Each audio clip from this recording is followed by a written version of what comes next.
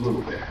So as I move through everything from the beginning to the end, hopefully we'll connect. Stopped again. And I won't go crazy with the numbers today. I'll walk slow. There's something that I want to address. And this is that there is a people that belongs to the Most High. There are people who feel that they belong to the Most High. And there should be a way to find out who we are and to know what we're supposed to be doing. So in our search, we must constantly push, because every one of us on the earth should feel in some way there is something greater than I. Something, someone, something created me. My father, his father, his father's father's father's fathers, all the way back to the first two who were created in the garden. And there's a story of people who fell, but there's a greater story of a God who raises us up. So what I want to look at, let's go to Ecclesiastes chapter 11, verse 1. And like I said, I do use big chunks, but for today, I'm going to kind of hit here and there, and hopefully we'll see the pace. And that is because for the essence of time, not that we'll rush, but I want to try to keep on the timeline that we have.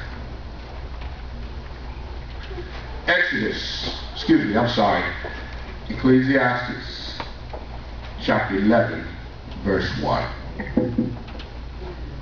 Send out your bread on the face of the waters, for after many days you shall find it. All right. I want to take a quick look at this. In the beginning, Yahweh created the heavens and the earth.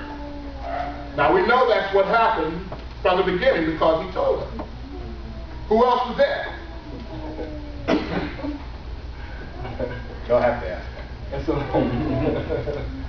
But we know we were not in the beginning. But he gave us somewhat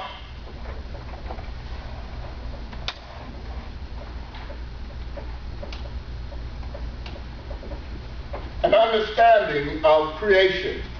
And he told us 7 days, I did all of this. But here's how it went. Day 1, I created light. Day 2, I divided the waters. Day 3, land and water. Day 4, created the sun, S-U-N. All of the great luminaries, and he divided them into their appointed tasks. Day 5, he created flying objects, gave them dominion over both the air and the water. One we call fish, the other we call birds. One has fins, the other has wings. 6, he made man. 7, what did he do? He rested.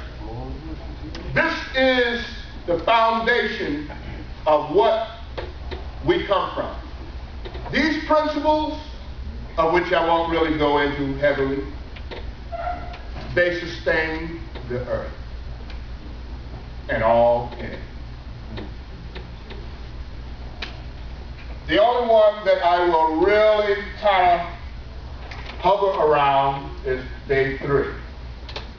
It is the principle of the seed and return.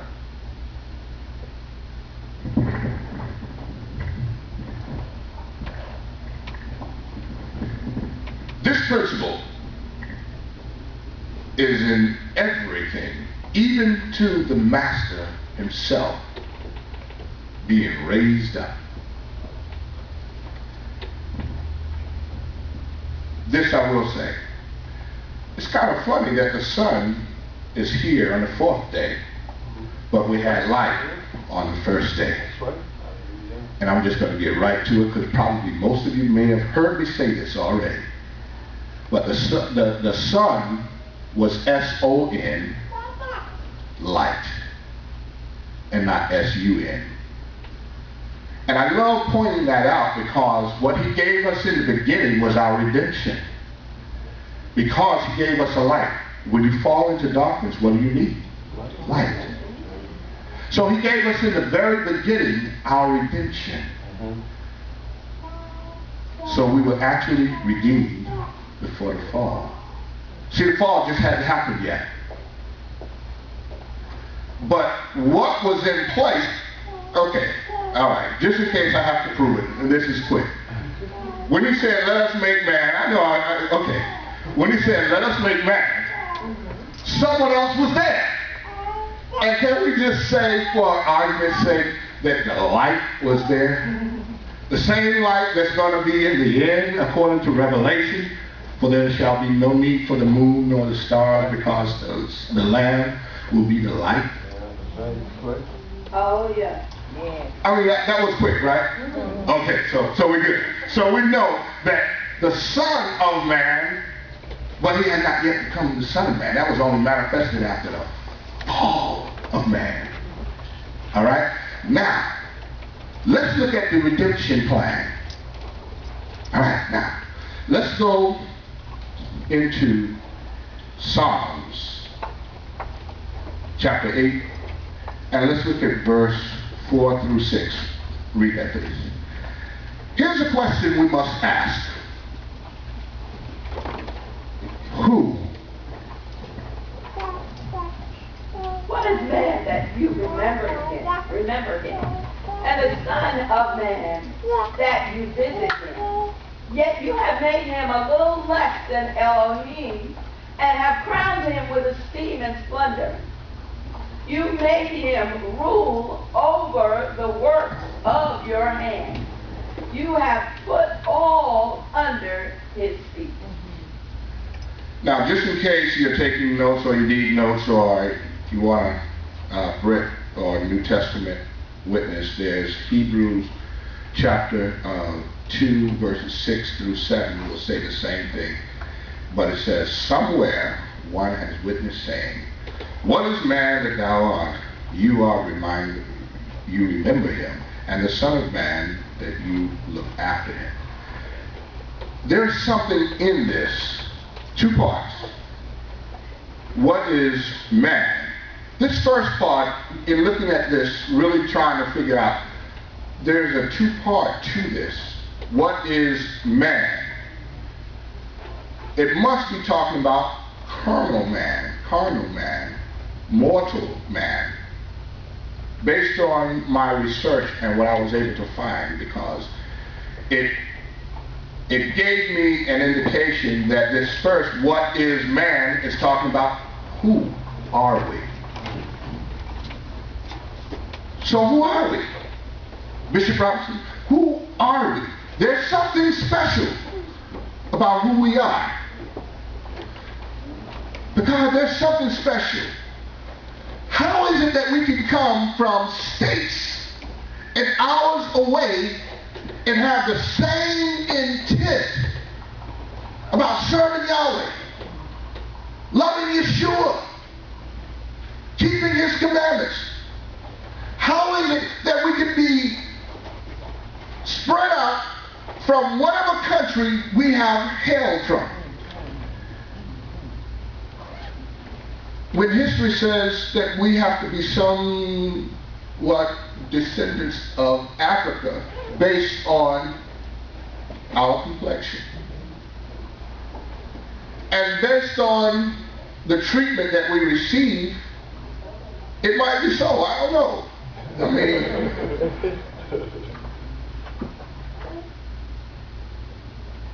who are we? That is the question.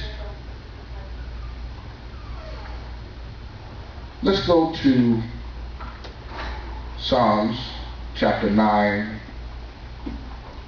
12, and 13. That first portion, what is man? That's carnal man, mankind. I'll use that word. What is mankind that you are mindful of him? But the other part says, the Son of Man, that you will visit him. So, in this that flagged my attention, I wanted to search that part out as well. Now, this part, I think we'll see it here in this scripture. Go ahead. Psalms 9 and 12 and 13. For he remembers the seekers of bloodshed. He does not forget the cry of the afflicted. Show favor to me, O Yahweh. See my affliction by those who hate me. You who lift me up from the gates of death.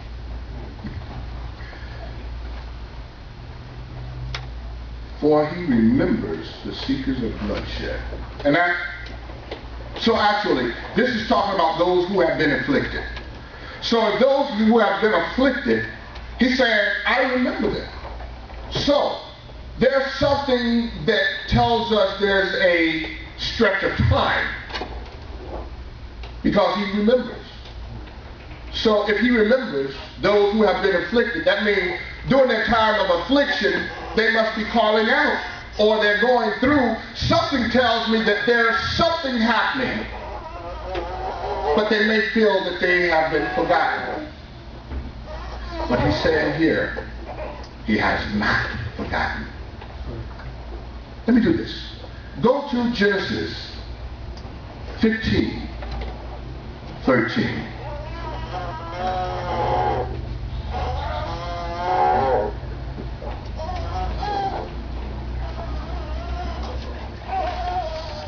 Okay, go ahead and read that.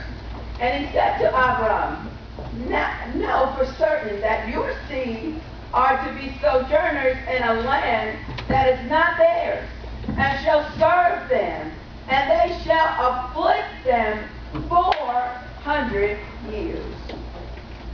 They shall serve them, and they shall also be afflicted for 400 years. So what we have here is someone who's being afflicted. But Psalms is foretold that he remembers. I think we can rely on this, because even in the stretch of time, the affliction may happen, but there's also a redemption that's supposed to happen. So Ecclesiastes told us in the beginning, send out your bread over the waters, and after many days it shall return. Now King James says it a little different. It says, cast out your bread over the waters. If you cast out something, you're throwing it. But I like better what he says in the scroll, this kind of models from the scroll. It says, send out your bread.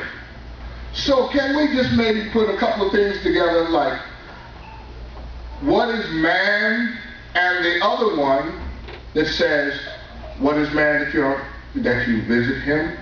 Let's say that that one would be maybe the redeemer of the first man.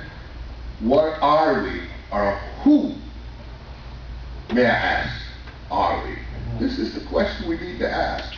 I mean, because we get ourselves in some trouble, and we need to say, why did I not die? Because that was supposed to take me out.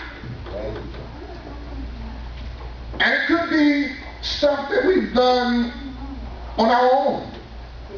And we know good and well that we were supposed to die.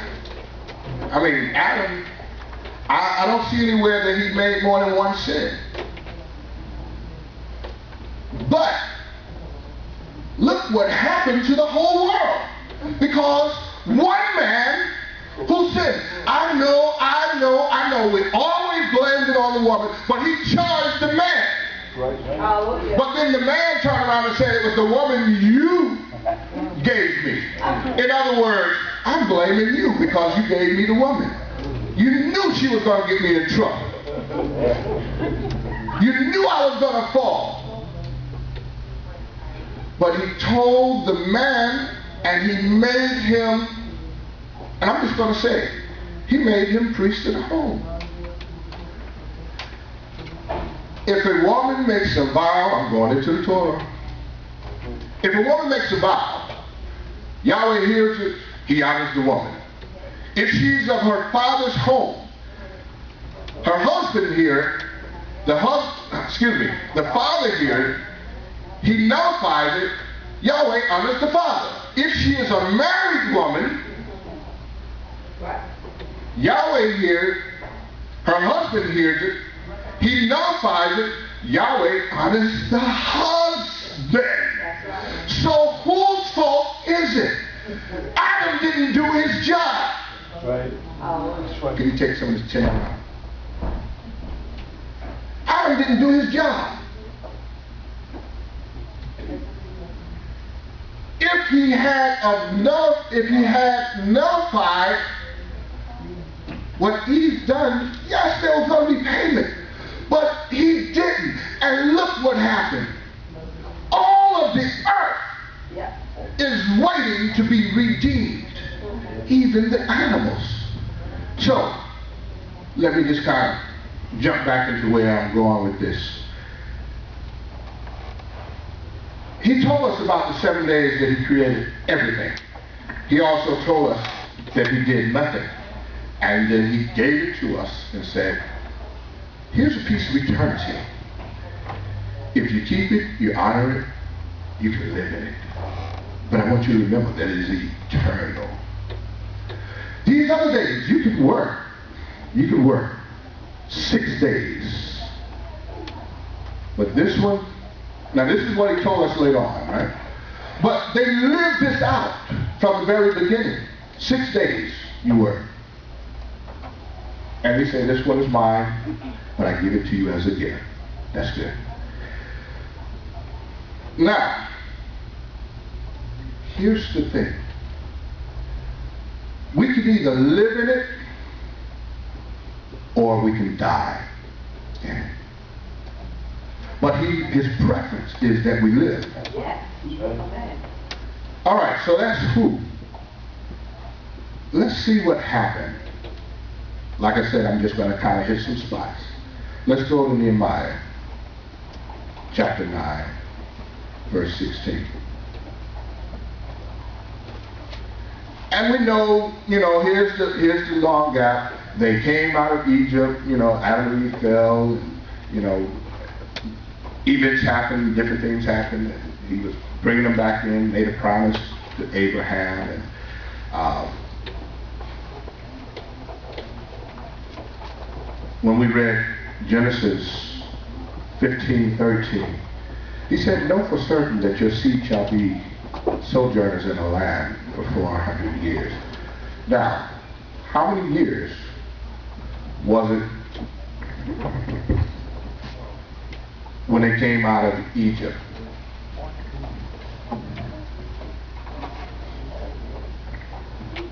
How many years was it before they came out of Egypt? From the day they went in to the day they came out? 430 years. I won't give any trick questions. 4 plus 3, there it is.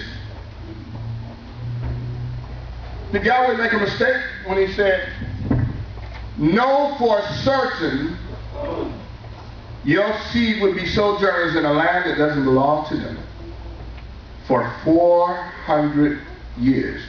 Did he make a mistake, or did somebody transliterate it wrong? It's not wrong. It is correct. But there is something that's very special about this. When they came out, they really only came out to bring the law and to produce the Mashiach. So this is not wrong. So the day they went in,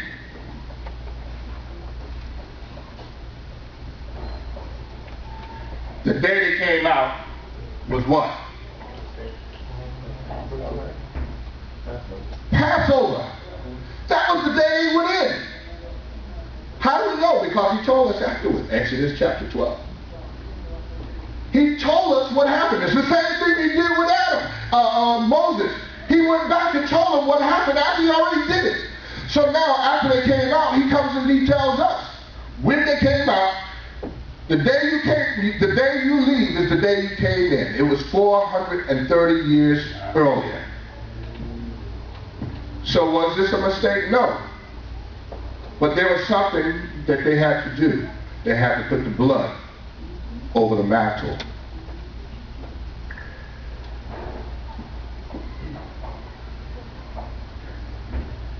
Did we read Nehemiah? Let's read Nehemiah. Let's see what happened. Nehemiah 9,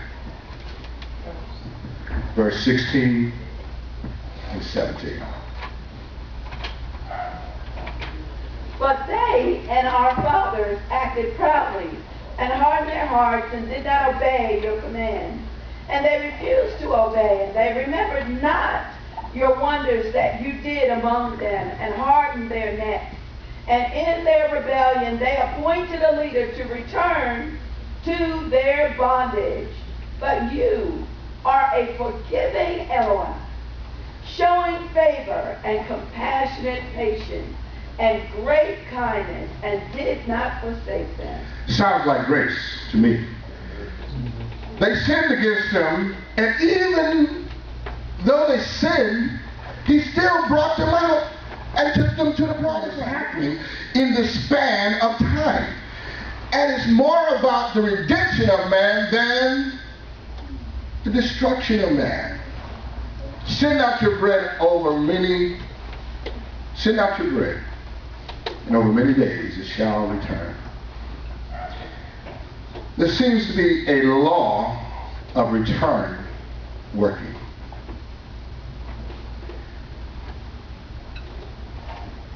But they and our fathers acted proudly and hardened their necks. The key point is this: they did not obey. They did not obey. So if Yahweh have them out in the wilderness and he's taking them through transgressions or taking them through a transition, and they're transgressing all at the same time while he's bringing them out, there has to be a deeper message here for us today. So we want to look at what happened. What happened was they refused to obey. That's the key point. But he still didn't forsake them. Let's go to Revelation 16:1.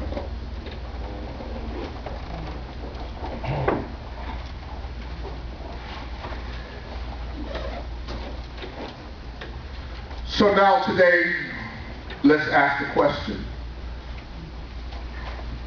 when will the affliction end?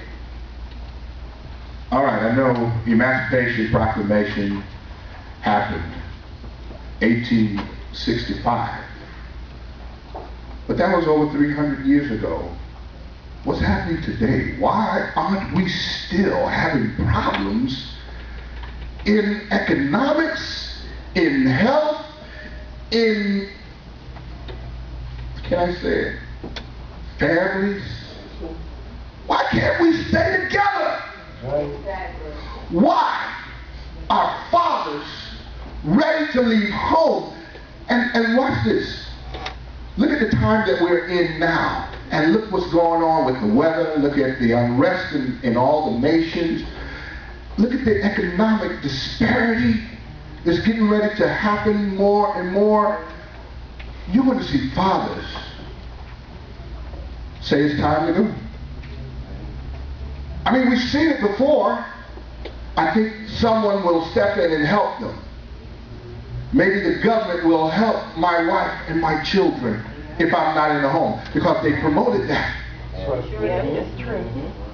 We were taught that. And even if there's indifference to that, they might say, you know what? I'm going because I can do better by myself. I'm suffering. When people have no God on their side and they think it's done by their own power. So, we look for remedies. We look for solutions. When will redemption come? Let's look at 16. Verse 1, yes. And I heard a loud voice from the dwelling place, saying to the seven messengers, go and pour out the bowls of the wrath of Elohim on the earth. All right. For those of you who are students of the scriptures, you understand now I just really jumped way forward. We're into the seven trumpets. We're in Revelations, where we were told not to read. But the scripture tells us, blessed is he who reads. Yeah. And a lot of times it says, blessed is he who reads and understands. But this one says, blessed is he who reads. And it's not promising that we're always going to understand it. So we now have to work at it and work at it and work at it to try to really get to understand it. And I do believe that the Father has given us a time, a set, appointed time, and it opening up things. I mean, because we can really start to see Revelation as we are in it. How much so? Well, the four horsemen, some may call it the apocalypse. The four horsemen, they've been released almost 2,000 years ago, actually. If you look at the situation when Yeshua was here, as he was crucified, they were mobilized. But there were some things that happened. I mean, the evidence is there. You had Pompeii, no longer. It's no longer here. They were destroyed. Yahweh just demolished. Pompeii was Roman, the part of the Roman Empire stuff. That was in 79 AD. The temple itself was destroyed 70 AD.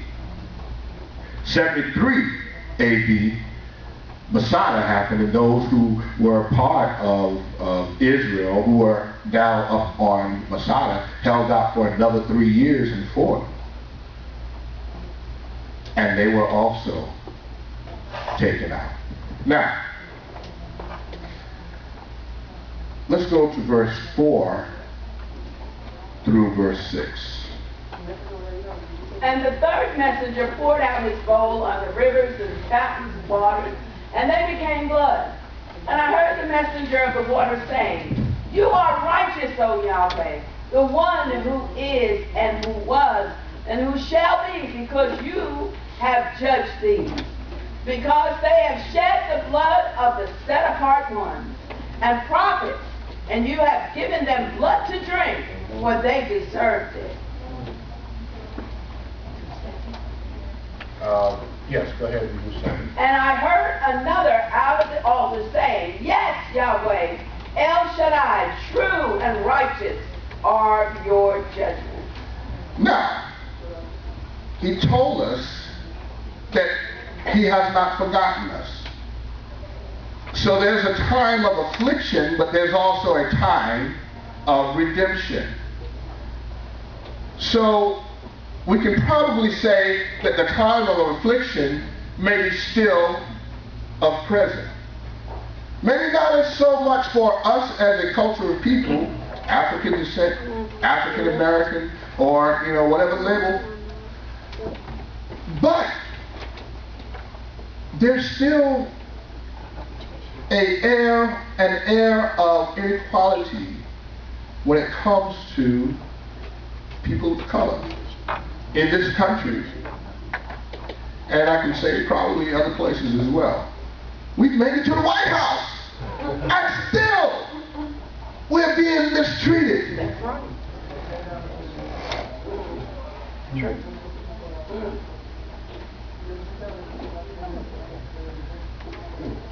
Acts chapter 7, verse 6.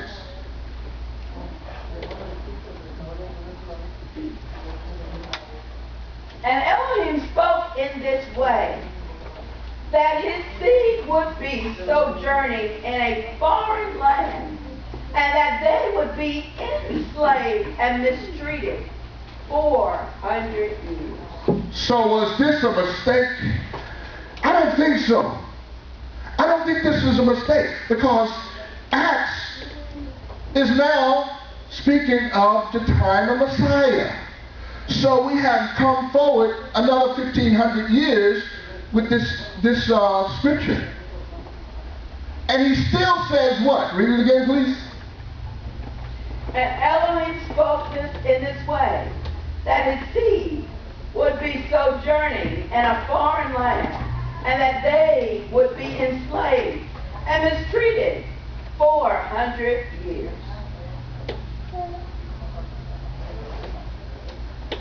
So, who are we? Pastor Janice, who are we? There has to be something deeper than the surface when you look at me and when I look at you. There's something in your DNA that has come from your fathers long ago. Now see, there is something that traveled generations to get here today, to be in this place, and to be listening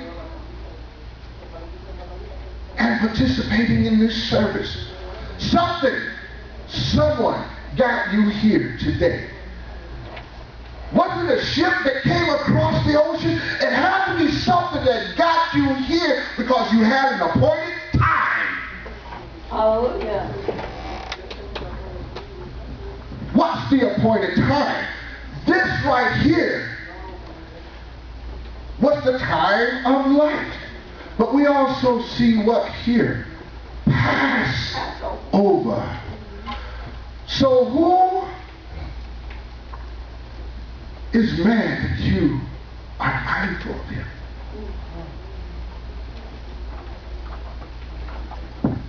What is man that you visit him? There's a two-level there that's going on. Now, we just went to the bowl, so I want you to go back there to Revelation 16. I'm very free with when I'm looking at scriptures. When they come, I just go to it. All right, you back at 16? Did you read 4 yet? Read 4 through 6 again. And the third messenger poured out his bowl on the rivers and fountains of water, and they became blood. And I heard the messenger of the water saying, "You are righteous, O Yahweh, the one who is and who was and who shall be, because you have judged these, because they have shed the blood of the set-apart ones and prophets, and you have given them blood to drink, for they deserve it." And I heard another out of the altar saying, "Yes, Yahweh, El Shaddai, true and righteous are your judgments." So in the trumpets, we have 7 trumpets, 7 bowls, and the 7 bowls of evil that's going to be poured out onto the earth. Go to Isaiah 24 and 1. And while you're going there, now that third messenger poured out his bowl. And this whole story is not about Revelation. I know that we kind of get a little itchy when we get there. I'm just trying to show a point. And this is not about being afraid. This is about hearing the word, deciphering it, and walking it out. Because he said, you refused to obey. So now what does he tell us to do? Keep the Sabbath. And then on top of the Sabbath, he gave us some more time. We got the annual holy days. We got the weekly holy days. Keep the Sabbath. He never told us to leave them. Guard it. How are you guarding the Sabbath when you're willing to compromise? How are you keeping the Sabbath when anything can come and take it from you? He is trying to show us that we refuse to do what he wants us to do in order to be saved when we don't do it freely of our own will. Oh, well, I gotta, it's a matter of convenience. I have something to do today, so I can't keep the Sabbath. Somebody invited me to some place to go, so I'm sorry it fell on the Sabbath. Well, I need to go over here and be with my people. But it is good to do good on the Sabbath. It's good to do good on the Sabbath. He told us, he said, Sabbath was not made, man was not made for the Sabbath. So we can do good on the Sabbath. But watch out, because just like it can save us, it can also destroy us. Make no mistake about it. So I just want you to just really see some depth that's going on in here. So he said that the third messengers are going to pour out his bowl, and a third, well, in another place it says, a third of the sea shall turn into blood. If you study the Revelation, you're kind of running into all of this. So it says that the sea turned into blood. It was the third messenger. Now, what is this about? When they came out of Egypt, what did Egypt represent? Paganism, idolatry, many gods. He called them out of Egypt. And what did he tell them to do? Put the blood of the lamb on your doorposts. And here, see, one is being blessed while the other is being destroyed. It's up to you which one you want to be. Didn't he tell us about the 10 virgins? 5 were foolish, 5 were wise. Did we get to Isaiah 24? Okay, let's read that. Verse 1. See, Yahweh is making the earth empty and making it waste, and shall overturn its surface, and shall scatter abroad its inhabitants. No need to interpret that. Go to verse 3. Let's see if he says it again. The earth is completely emptied and utterly plundered, for Yahweh has spoken this word. Verse 5. For the earth has been defiled under its inhabitants, because they have transgressed the Torah, changed the law, broken the everlasting covenant. 6. Therefore a curse shall consume the earth, and those who dwell in it be punished. Therefore the inhabitants of the earth shall be burned, and few men shall be left. This is not about doom and gloom. For some, yes. But for Israel, there's another plan. For those of us who follow the plan, see, he's given us a plan of redemption. Remember, he said, send out your bread, and after many days it shall return. But if you put bread into the water, what's going to happen? The fish will eat it. Because remember, that was what he put in the water before he made man. He put fish into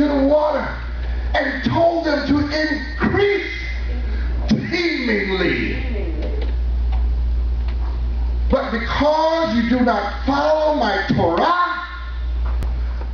if they had not put the blood over the door mantle, they wouldn't have come out. The firstborn was cursed to die. And here he's saying, in verse 5, for the earth has been defiled. Why? Because they have not kept. Let me read it. For the earth has been defiled under its inhabitants. Every one of us can go under that title. Inhabitants. We inhabit the earth. We live in the earth. He told us to take dominion and subdue it.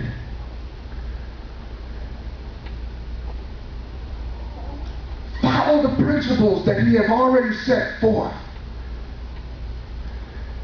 7 days he made the earth and the heavens. 6 days. 7th day he rested. He didn't do anything. There is an order of redemption here that is in this. So, while we're here, let's do this. Let's start looking at the other side now. Let's look at those who are obedient. Because we've heard the other side. Because they were not obedient. Because they did not obey. Let's look what happens if you obey. 25. Yes. And verse 6. And in this mountain Yahweh of hosts shall make for all people a feast of choice pieces, a feast of old wine, of choice pieces with marrow of old wine, well refined.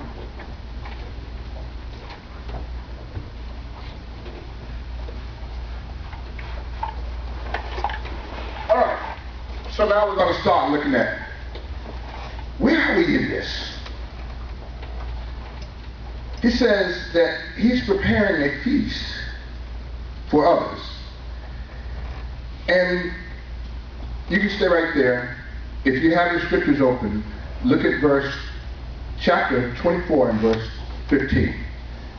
Therefore praise Yahweh in the east, the name of Yahweh, Elohim of Israel, in the coastlands and the seas.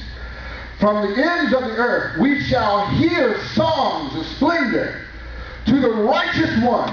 But I say, I waste away, I waste away. Woe to me, the treacherous betray, with deep treachery and treacherous betrayal.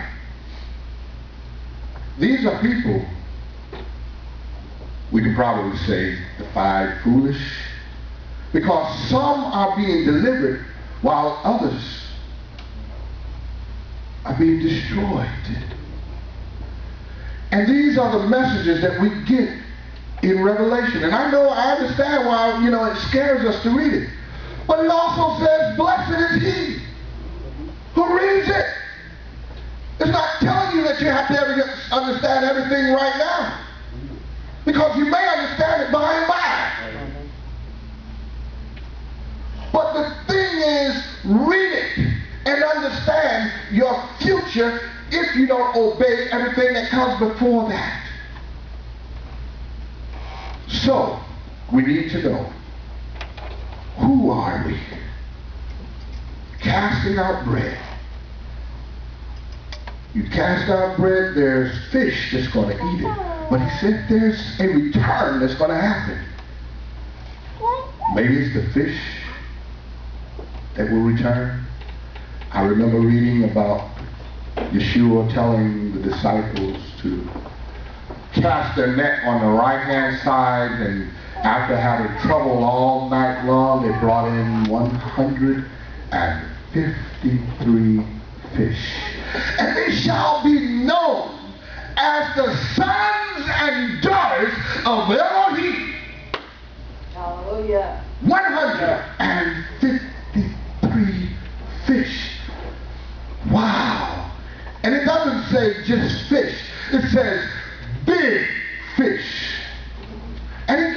a glimpse of what they mean by saying there were so many, so much, so heavy that they had to call in another boat to help bring it in. Bring it in. Return. So something is happening with a law of return. And the first part of it started with a coming out of a people who are enslaved. Yes, but they were not enslaved when they went into Egypt. They went in there free. And Father brought them out of bondage. But there's another people who were enslaved, then mistreated. Enslaved, then mistreated. According to Deuteronomy, it tells us, chapter 28, and going through there, different verses, 39, 41, 68, different verses. You see in there that it says, if you do not obey, I will place you on slave ships, send you into another land that you know not of. You will have a wife, another shall take her. You will have children, but your arms will long for them all the day. They are sold off into captivity. When I started looking at this, I just broke. I said, this is my people. This is the history that I'm used to hearing. I'm 51 years old. I was born in 1960.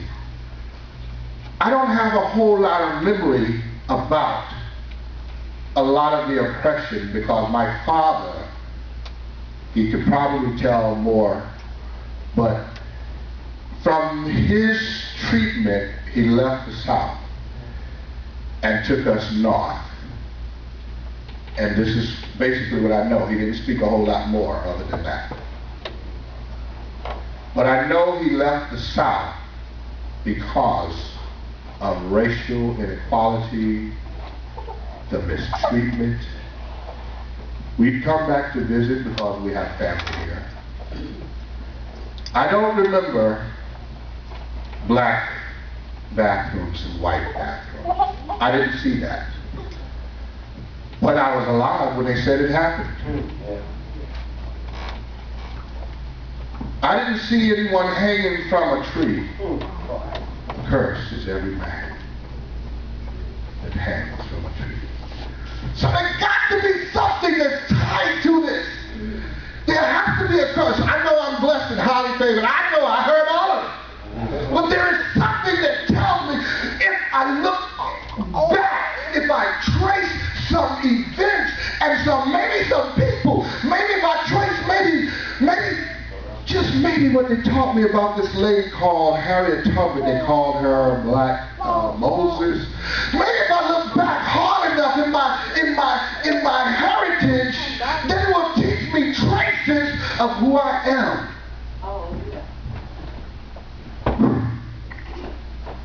We are somebody. We've been told that.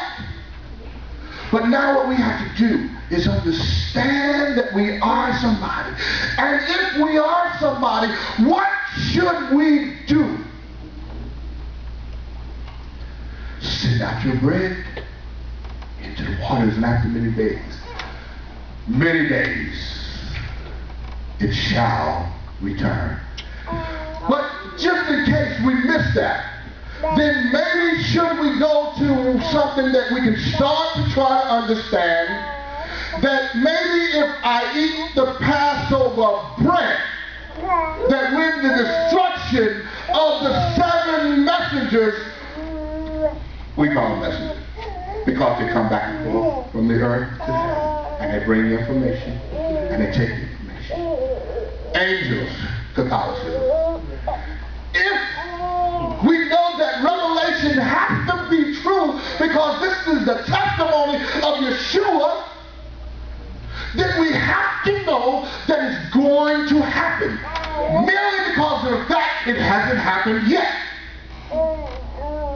The waters have not turned into blood again. It has before, but when? Passover is when the waters turn to blood. But he's telling us it's going to happen again. Do we choose to believe it? Or do we just wait and not put the blood over our door? Somebody was there when he said, let us make man. And I just believe him, y'all. I just believe that he's probably right. That he's the light, the S-O-N. When he tells us, over here, I'm going to let loose 7 messengers. And they're going to have 7 trumpets. What are the trumpets for? To call. Because there's a feast that's going to happen. Let me just do this, and I'm going to close with this. I'm not going to go into anything else. I think I have enough of this out. Go to Matthew 22, verse 2. The reign of the heavens is like a man, a sovereign, who made a wedding feast for his son, and sent out his servants to call those who were invited. Just keep reading to the 14. wedding feast. But they would not come. Again he sent out other servants, saying, say to those who are invited, see, I have prepared my dinner. My oxen and fatted cattle are slaughtered, and all is ready. Come to the wedding feast. But they disregarded it and went their way, this one to his field, that one to his trade. And the rest, having seized his servants, insulted and killed them.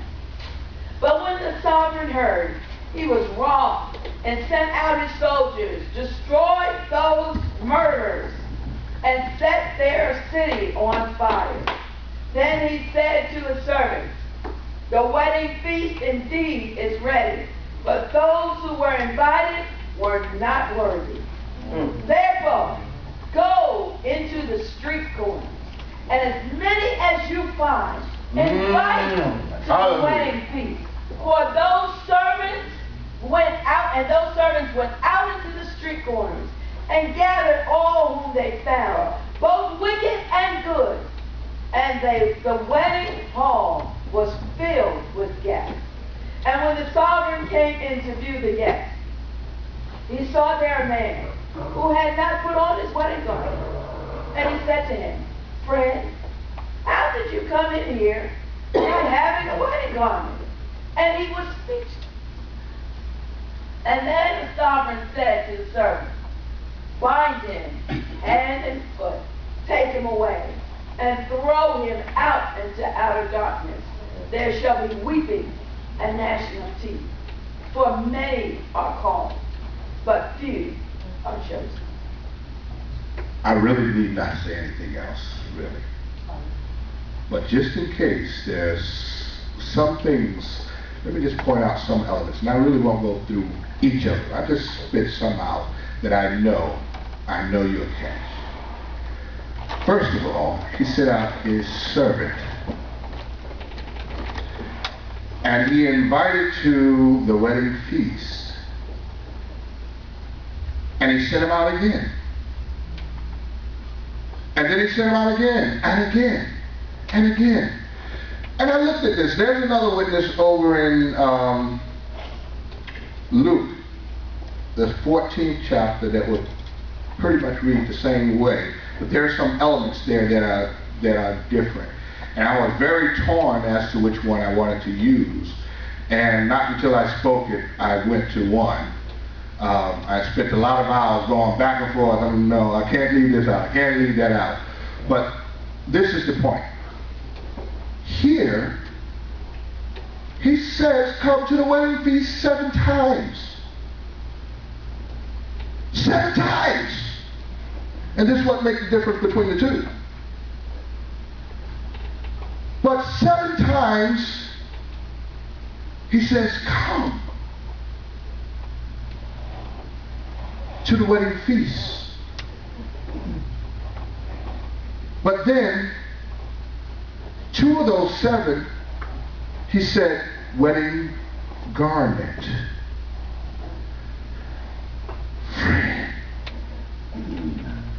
you've had 7 days to prepare. No, you're not that 1,000 years as but one day, and one day is as 1,000 years. There's coming a time that there will be no more time. No more opportunity. So, friend, you call me friend. Friend, Abraham, the seed of Abraham. Abraham, know for certain that your seed will be sojourners in a land that is not theirs. But they will be enslaved and mistreated for 400 years. Make no mistake about it. Know for certain. Yes. In the day that man sins, he shall surely die. And Adam died. Yes, 930 years.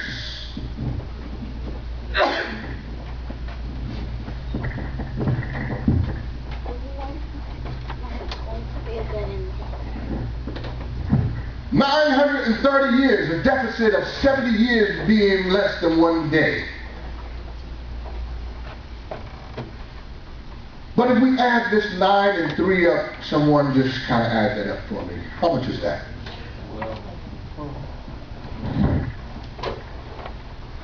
We got 7 here. We got 12 here. Abraham. The 12 tribes came out of Abraham.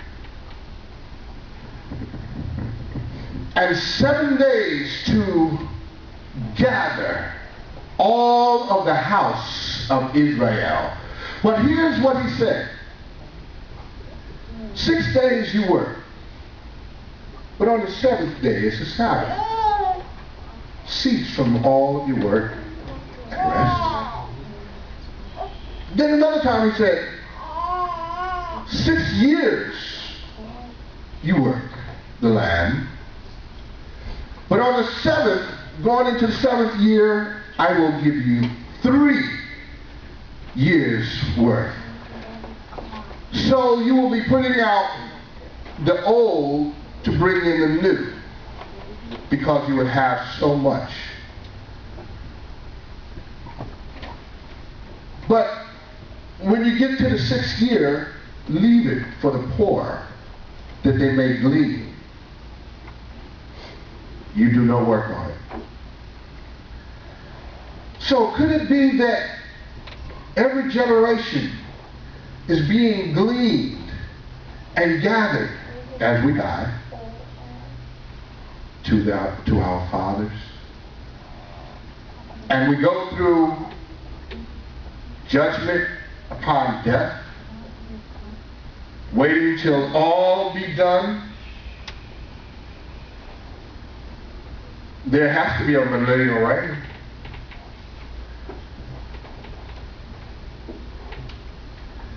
Seven days. Looking at the feast days, of which we're celebrating the 7 times 7 now, the Feast of Weeks. When do we eat the Passover bread? The unleavened bread. Unleavened bread. When do we eat the unleavened bread? On Passover. But he says, for 7 days, starting with this day here, you eat unleavened bread. There's a hidden something on this side. There's an 8th day that's not being mentioned. Because when you start eating unleavened bread, you start on Passover. And then over here, there's a time of the call. Feast of Trumpets. The calling of the bride. The bride is called. Day of Atonement happens. And he said, and we read this a little while ago, Isaiah chapter 24, 25, where he says, there's a feast being prepared for you. And if you read that, it's going to go more into detail. He's saying how I'm gathering you from where I scattered you. And I will bring you here to this mountain, to this land, and I shall give it to you, and you shall possess the land. Your sons and daughters shall marry the land. Meaning what? The land will give its produce to you. When he says, I will give you the best, the choice of all. But see, on the other hand, the trumpets, the bowls of evils are being poured out upon the earth. So what should we do? We got to eat the bread. We got to eat the bread. He said this is a covenant forever.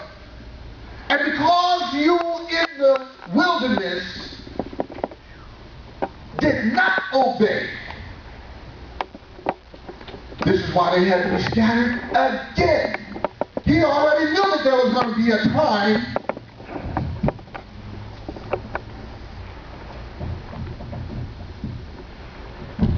of 400 years before the 430 years even happened. That wasn't a mistake. He's pointing to when he's going to bring all of Israel. Some 30, some 60, some 100-fold. During this time, all of Israel will be brought in. But what should we do?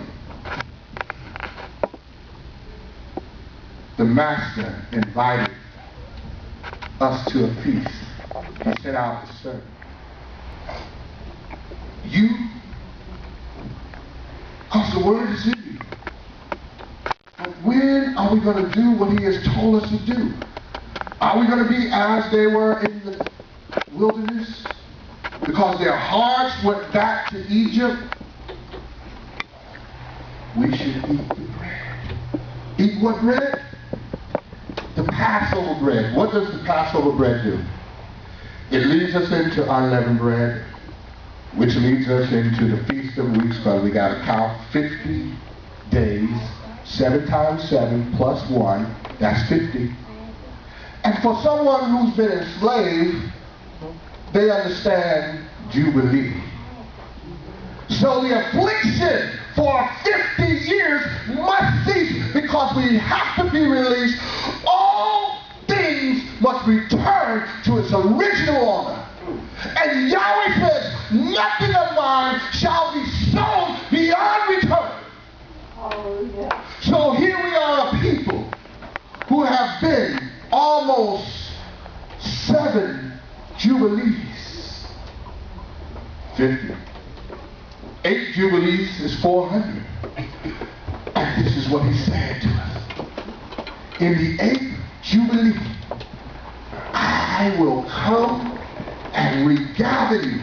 But the nation that have enslaved you, I am going to judge them. And I will destroy. I will repay, saith Yahweh. So what should we do? Eat the bread. If we don't understand anything else, just eat the bread. Eat the bread, because the bread is in the water. What's in the water? The fish is in the water. What fish? The 153 fish. They shall be known as the sons and daughters of Elohim. Hallelujah. We are invited to a feast in the mountains of Israel. I want to be there. I want to go. I want to sit and be in the house of the Master. Yeshua himself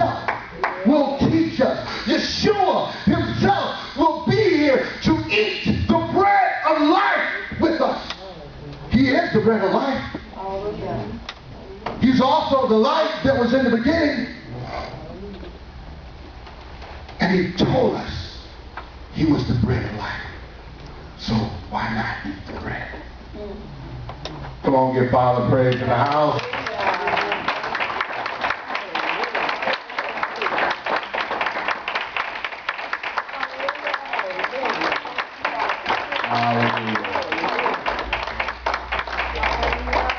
My attempt is to show you how there is a law working here, a law of return.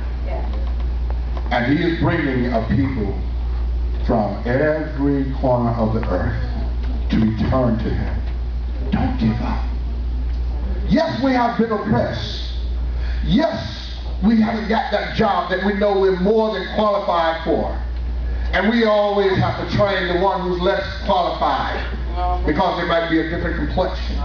But they fit this description that they're really looking for, but they just won't say it. But don't forget, he said 400 years enslaved and mistreated. So what should we do? Follow the plan of redemption. Start with Passover. You have invited people to come. Their excuses are always there. They got to a point where they even kept the servant. Yeshua. I told you I wasn't going to go into all of the symbols, but they're there for us to understand. Let me not crank back up. But they're there for us to understand. Everything there. Really, if you just slow down, it is so much. And I really wrestled with going too far into some of them because there was so much symbolism stuff there, and I just knew that I was probably going to try to stop at some and try to pass through. But just know that there's so much for us in the keeping of the holy days. If you don't do all of them, remember this, and I'm not judging. In keeping the holy days, it is a law of redemption, a law of return. They connect to one another. It's like an electrical current. If there's a break in any one point, you don't get the electrical transition. So what he's trying to do is bring us from the fall to standing us up as a mighty army. Ezekiel 37. So invite them to eat the bread of Passover, the unleavened bread. But then that also carries all the way through. We have to do the unleavened bread. We have to do the Feast of Weeks. This needs to be big in our life because this speaks about Jubilee, the day of Pentecost, and this is what Yeshua is coming back to handle. He's coming back to call us out of the nations. Hallelujah. We got to do this. Hallelujah. 10 days later, atonement. I know there's a day no man knows the day nor the hour. 7 feasts, and they all start in the middle of the month. Only one starts in the beginning of the month. All of them you eat, but only one you fast. There's messages in here that he's trying to get us to understand, but you'll understand it as you live it. So when we receive atonement, then the bride goes away with the bridegroom. And this is where the 5 foolish messed up. No oil. They run out. And let me make this clear. They had oil, all 10. They have oil in their vessels. But the 5 wise have one thing above them. They had a container with more oil. Hallelujah. What is the more oil? When you do over and above what you think we should do. You know, we can't be coming out of tradition, Jesus, and that's enough. No, he's telling you to do something. He's saying, eat the bread. See, they came out of Egypt with the blood on the doormat. But we were being saved by the blood of the Lamb who was slain for us. And he is inviting us to a dinner. He said, I have it ready for you already. How Jerusalem, how I wish to gather you. So now is the time for us to prepare, because he said that he is prepared for us to meet him at the great feast of the Lamb. Come on, let's give Father a hand.